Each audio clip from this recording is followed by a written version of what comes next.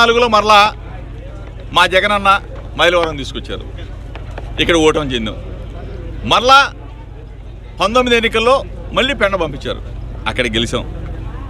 మళ్ళీ మా జగనన్న పెనమలూరు పంపించారు. ఇదంతా కూడా ఎన్నికల ప్రక్రియలో భాగంగా మా పార్టీ అధ్యక్షుడు జగన్మోహన్ రెడ్డి గారు తీసుకునే ప్రతి నిర్ణయానికి మేమందరం కూడా పార్టీకి కమిట్మెంట్తో బద్దులై ఉంటాం. కాబట్టి ఆయన ఏది చెప్పినా దానికి మేమందరం కూడా శిరస వహిస్తాం. దాంట్లో మొట్టమొదటి వ్యక్తిని నేనే అని చెప్పేసి మీ అందరూ కూడా తెలుసు. మనసులో ఉన్నా లేకపోయినా జగన్మోహన్ రెడ్డి గారి మీద అమితమైన ప్రేమ ఉంటుంది. కానీ చంద్రబాబు నాయుడు చెప్తాడు తిట్టమని, తిడుతూ ఉంటారు, ఇవన్నీ కామన్గా జరిగాయి.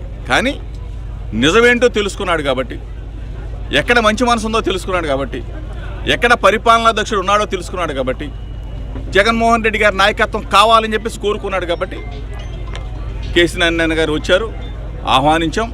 ఆయన మా తరపున విజయవాడ పార్లమెంట్ అభ్యర్థిగా కంటెస్ట్ చేయబోతా ఉన్నాడు, విజయవాడ పార్లమెంట్ అభ్యర్థిగా గెలవబోతా ఉన్నాడు అని చెప్పేసి మీ అందరూ కూడా చెప్పారు.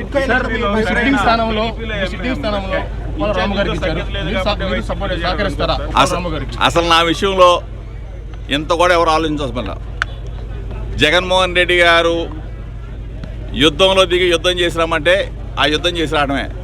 ఎక్కడ ఎవరిని పెట్టినా గెలిపించవలసిన నా బాధ్యత నాది, ఎక్కడ ఎవరన్నా సహకరించవలసిన బాధ్యత మనసు నాది.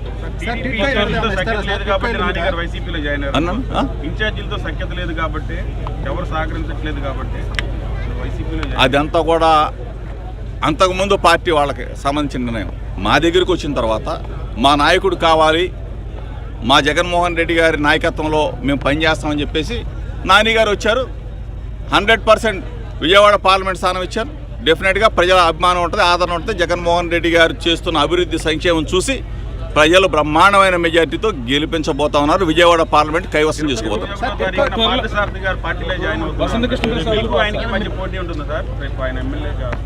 ఎవరు వచ్చినా పోటీ చేయాల్సిందేగా.